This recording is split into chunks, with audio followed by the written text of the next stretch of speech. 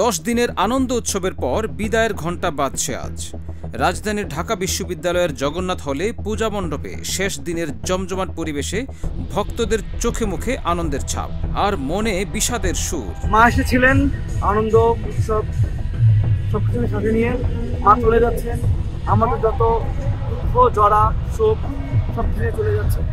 আজকে মন বিষাদের সুর, মা চলে যাচ্ছে, তাই মনটা ভীষণ খারাপ। প্রতি বছরই হয়, মা আসার পরে মনে হয় খুব তাড়াতাড়ি চলে যায়। এছাড়া মা আসবে সেই যে এক্সাইটমেন্টটা, ওইটাই খুবই আনন্দের একটা মুহূর্ত থাকে। এই তো মা এলো, আর কয়েকদিন, আর 90 দিন 50 দিন বলতে থাকি, তো মা এলে মা খুব তাড়াতাড়ি চলে যায়।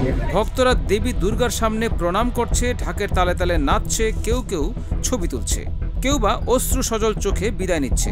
আমাদের মন অনেক খারাপ, কষ্ট লাগছে, পাশাপাশি ভালো লাগছে। 5টা দিন আমরা খুবই এনজয় করলাম মায়ের সাথে। শেষ মুহূর্তে উপস্থিত ভক্তরা জানান, এই পূজা শুধু ধর্মীয় নয়, বরং এক ধরনের সামাজিক বন্ধন ও মিলন মেলার উৎসব।